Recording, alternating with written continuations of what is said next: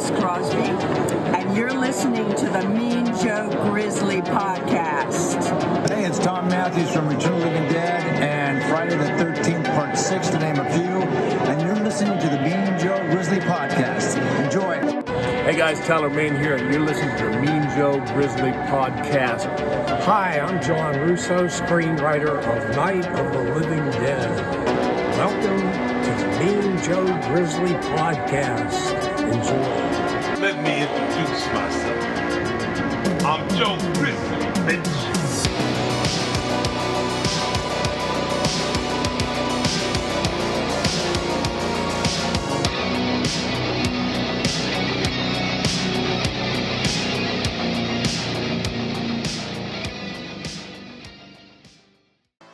What up, Mean Militia? I'm Mean Joe Grizzly, and when I'm not trying to leave this German resort behind and get away from all this creepiness, I'm at the Grizzly Cave, watching movies, reading comics, listening to metal, and of course, crushing beers. And I am fresh out of the theater from seeing one of my most anticipated horror films of this year. And after being extremely disappointed in M. Night Shyamalan's Trap, this week I really just needed to get back on track and see a good horror film, and Cuckoo was definitely a good horror film. But it is weird as fuck. But before we get started, please make sure to follow me on all social media pages, subscribe to the show wherever you listen to podcasts, and subscribe to the YouTube channel by clicking the links in the description below. By doing that, you'll help me continue to talk about all forms of badassery. So let's try this again this week. Does Cuckoo live up to the hype, or is it just another letdown? Am I really going to have 2 weeks in a row where I'm let down by a highly anticipated horror film? Let's find out. This is Grizzly Grade Reviews.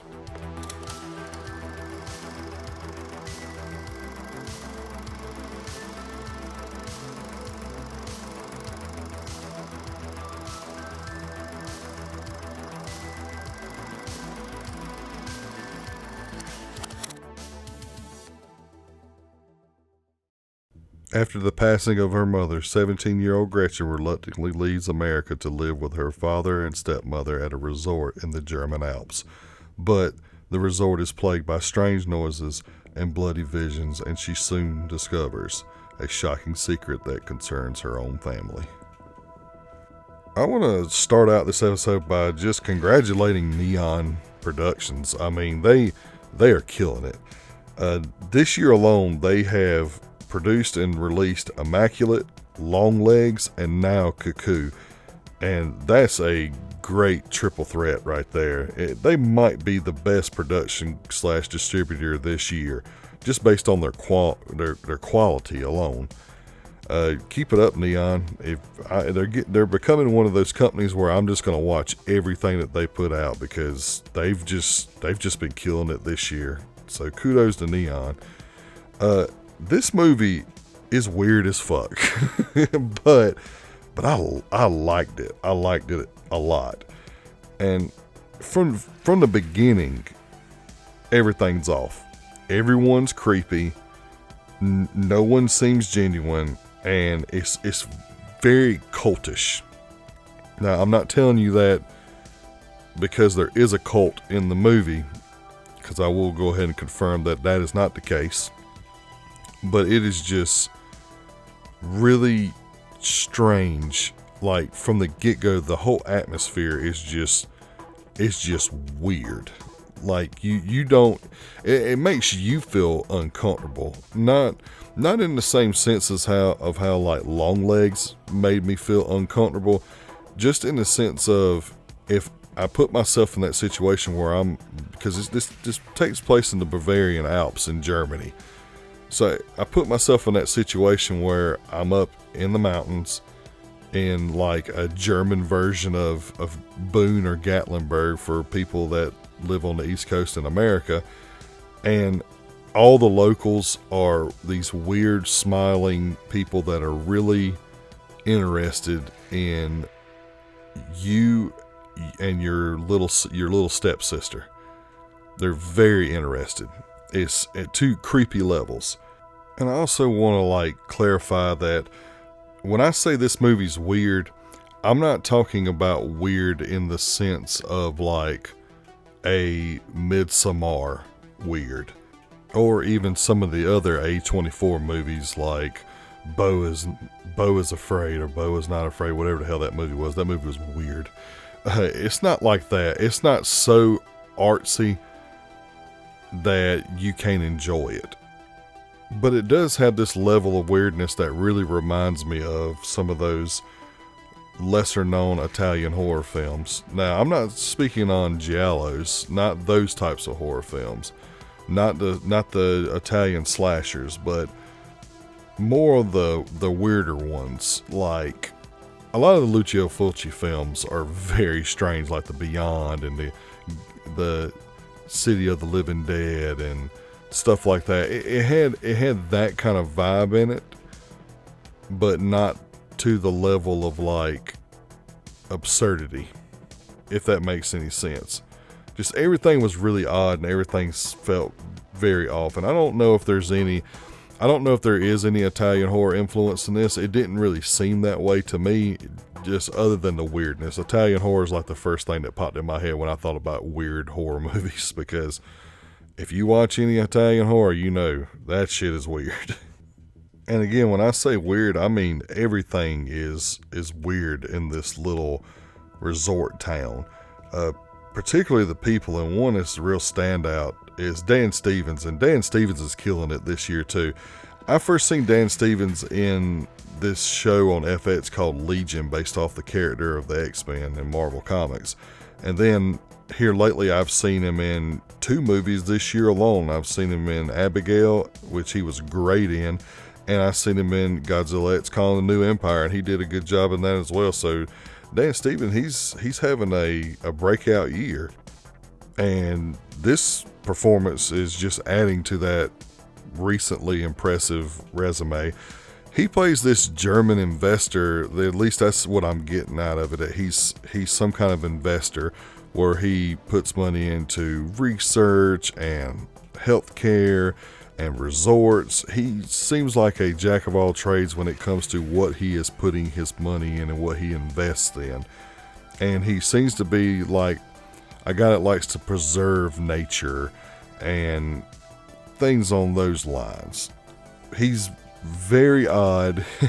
He's definitely the creepiest character in this movie, and he has no concept of personal space. And when he talks to our lead character Gretchen, there's kind of like this weird sexual like undertones to how he says stuff and how his mannerisms and stuff go along. He's just really fucking creepy. Like, he's the guy that's like the rich dude that does weird stuff with kids, if that makes any sense. He's kind of like Jeffrey Epstein. That's the best way I can describe the vibe that he's giving off just from the get-go. He doesn't develop into that. He is like that the entire time. He's just weird, odd, and very creepy.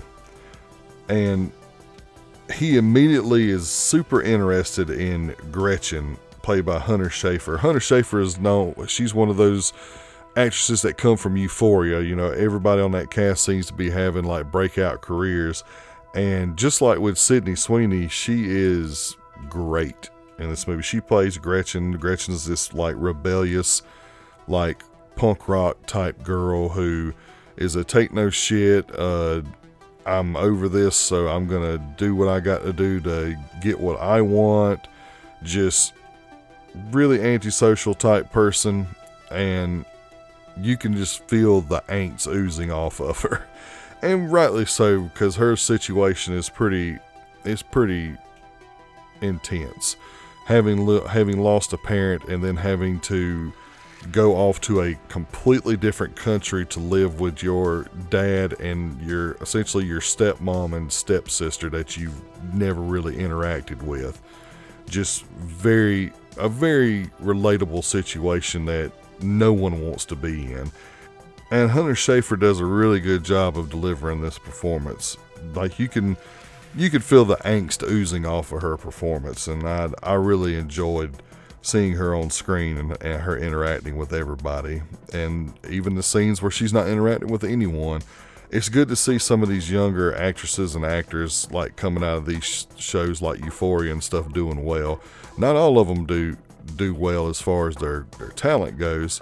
I'm talking about you, Zendaya, but Sydney Sweeney and now Hunter Schafer, both of those actresses have shown that they can actually act, and that's great. I love seeing that. Jessica Henwick is also pretty good in her performance as Beth, the bitchy stepmom. The only thing is that Jessica Henwick looks really young to be playing that role. Only minor little gripe I have, but when she's doing her thing, she's doing her thing, and she's pretty good as well. Everybody on this cast is great. There's not a bad performance in the house here. The scares in this movie are very good. A lot of them are jump scares. Now, I understand that jump scares are not people's thing. A lot of people hate jump scares. I'm one of those people, when they're not executed properly, I hate jump scares. But this one knows how to execute jump scares. They're very good. There was a couple of times in the movie where like I actually it got me. I actually jumped a little bit. Just really, really unsettling imagery, and at times when you have this jump scare, they will linger on that specific thing for what seems like forever. It's not long at all, but man, it's long enough to really like make you hone in on it, and it just creeps you the fuck out. At least it did me. Which leads into the special effects and the concepts that they were going for in this movie. Now, I'm not going to go into big plot points, but once you get the reveal of what actually is going on in this movie, and when that is presented to you, they're very well executed, and I think the practical effects look great. It just looks genuinely real. Like if this situation was real, this really is what it would look like. The creature effects, they're just simple, and they're really, really effective. And that's all I'm going to say about that, because I don't want to give away any plot details. There really isn't any gore in the movie. There is blood and there is violence, but there isn't really like this insane gore in it. There isn't Saw levels of gore. If that's what you're looking for, you're not going to find it here. But there is violence, and it is effective, and it does serve its purpose.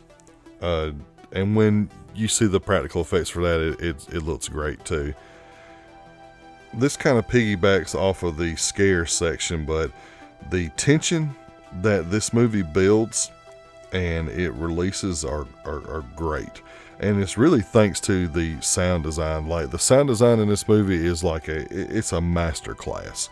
Like just absolutely incredible. Like they tee you up with like music that you know something is going to happen, and they do all these different things that try to like lure you in, and they effectively do that shit. They lure you in and then they get you. And it's not on the same lines as like what Insidious does, where it's these real sharp like notes and stuff. It's the music equivalent of having a hook with a worm, and it's trying to get you to bite down, and most of the time you're going to bite. They just a phenomenal sound design. And the movie is funny as hell. I know that does not sound right. Don't worry, the humor does not undercut the tension in the movie, but there is a sense of humor that this movie has that I can respect, because there's certain things that happen that makes the audience laugh out loud. At least it did for people in my theater. Very well executed on that as well. Something that I didn't think was going to happen, because normally in movies, when they have humor like that, it ruins the movie. It kills the tension. It makes it to where everything that's been built up in the movie just gets derailed, because you're now laughing. You're not scared anymore. You're not on edge anymore because you're laughing. A lot of horror films cannot balance that, but they managed to do that in this movie. As far as negatives go, other than the minor negative I had where I just didn't feel like Jessica Henwick fit that character because she just looks way too young to be a stepmom. We needed more from like the situation. We needed and the plot.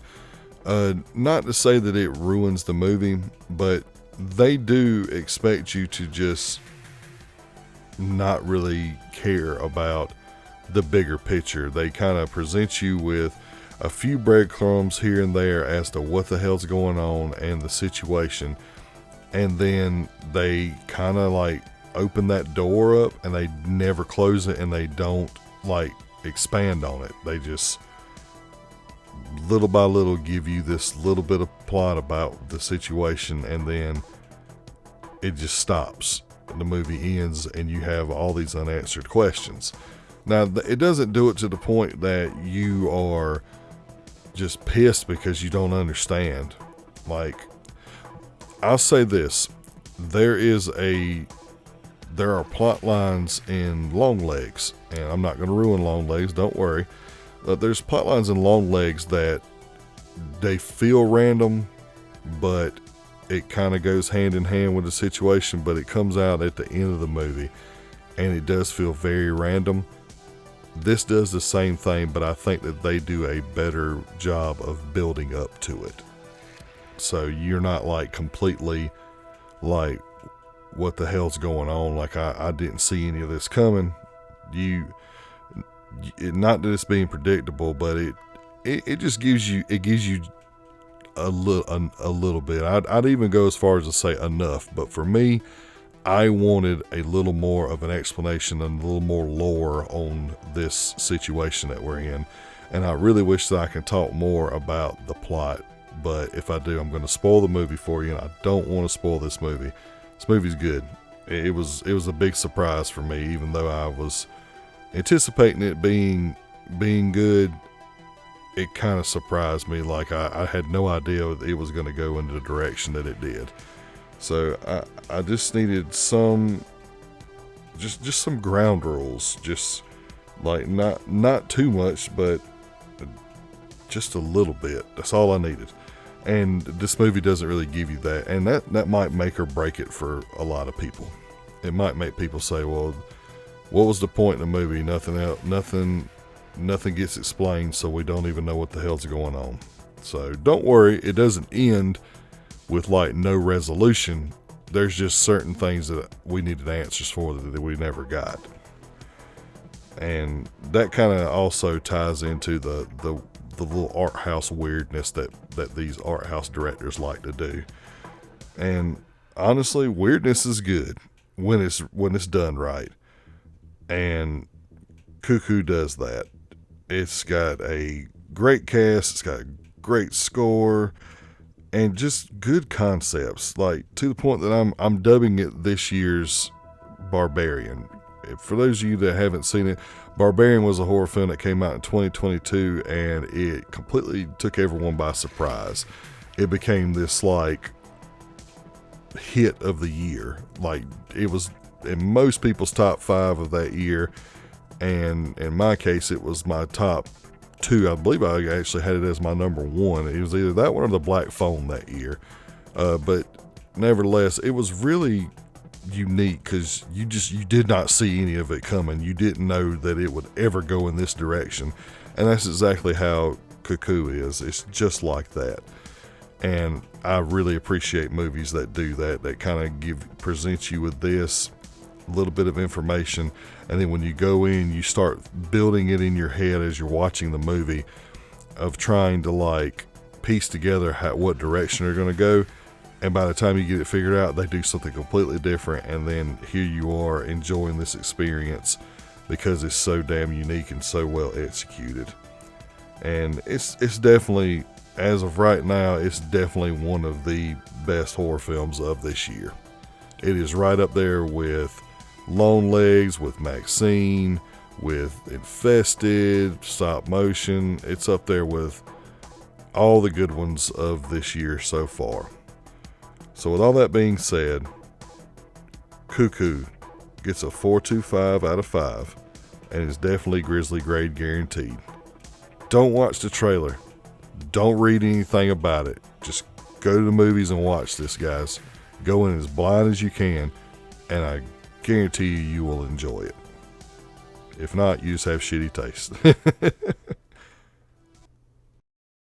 And that does it for another episode. Make sure you click the links in the description and subscribe to the show wherever you listen to podcasts, and also follow the YouTube channel so you don't miss any of the content I'm bringing your way. Also, make sure you check out Carl Casey at Whitebat Audio. He is a synthwave master, and his music is being used throughout each episode, so check him out on Apple Music, Spotify, and YouTube. Got a new episode of Mean Joe video that should be released on Monday. Going to be covering 1994's The Crow. Very excited to talk about that one. Crow is a classic, and I can't believe it's turning 30 this year. So looking forward to that and bringing that out just in time for the remake that's coming out at the end of the month. The remake that's either going to be good or it's going to be really, really bad, and I'm pretty sure it's not going to be good. So I'm trying to be optimistic, but here we are. So stay tuned for that. Was going to have a Xenomorph Monster Manual episode. I do not think that's going to happen now. I'm not going to say never, but I just, due to time constraints, I just don't see it happening. The Xenomorphs they have a very extensive and convoluted history. It might be something that if I do proceed and go ahead and make this, then it's definitely not going to be coming out this week coming up for Alien Romulus. So just stay tuned. The Monster Manual will return. Just don't know if it's going to be with the Xenomorphs. So stay tuned for that. The next review, however, is going to be Alien Romulus. So stay tuned for that next week. Really excited about that one. Ever since I've seen the trailer and they announced this, I've been patiently waiting and excited about it. So I really hope it lives up to the hype. The fact that they have Fede Alvarez directing it, I have no doubt it's going to be good. So stay tuned for that next week. And make sure you go over to the YouTube channel and subscribe to the channel, because that's where I'm going to be bringing 90% of my content out on now, guys. So if you don't want to miss it, go ahead, head over there, subscribe, hit the notification so you never miss any of the content that I'm going to bring you. But until next time, remember, I'm Joe Grizzly, bitch.